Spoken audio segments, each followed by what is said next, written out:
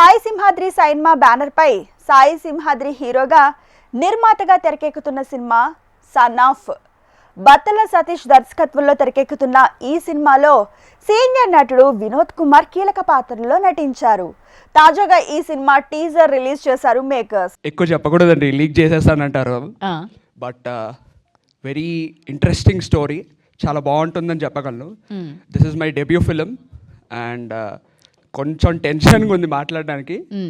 But I think ఒక journey between a father and son, వాళ్ళిద్దరి మధ్యన అసలు వాట్ హ్యాపెండ్ కేసు వేయడానికి అనేది చాలా బాగుంటుంది తప్పకుండా.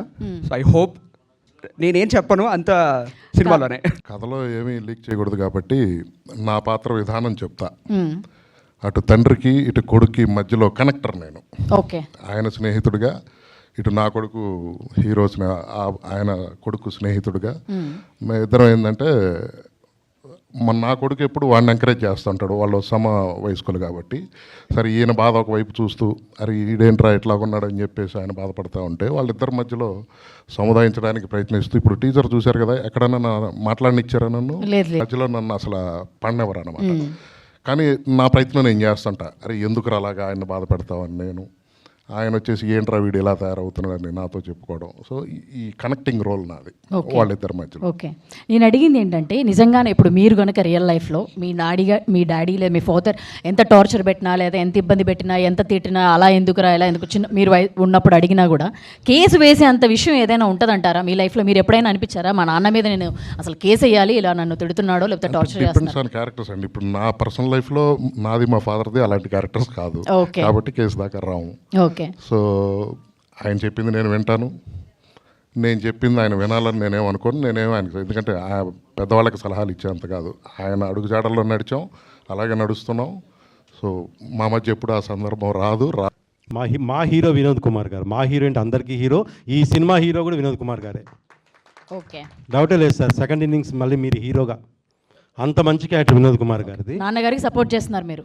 ఎలా అంటే, నా కొడుకు నా మీద కేసు వేసాడంటే మనం ఎందుకు వెనకడిగేద్దాం సార్, పదండి ఫైట్ చేద్దామని కోర్టుకు తీసుకెళ్తాను.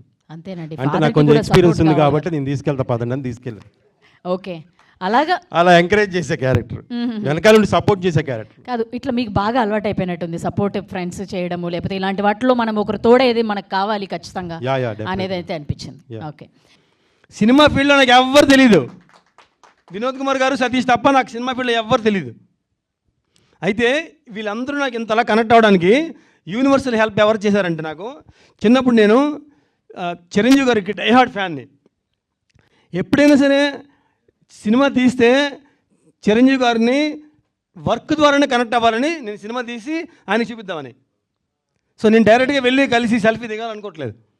సో నేను కూడా ఆయన చేసిన స్పీడ్లోనే ఆ సినిమా ద్వారానే ఆయన కనపడాలని నేను చేశాను సినిమా. మేబీ ఆయన చూస్తారో చూడరో, ఇది పెద్ద హిట్ అవుద్దో, ప్రజలు ఆదరిస్తారో, అది మన చేతిలో లేదు.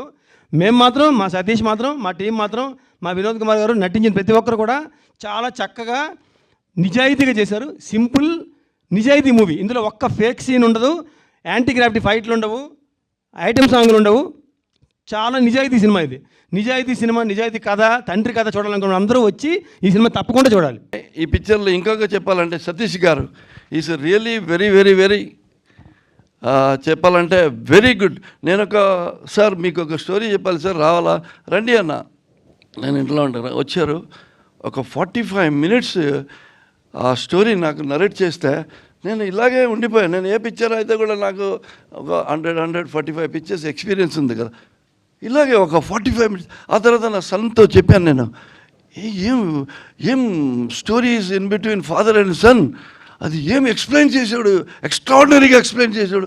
I think actually is a genius అని.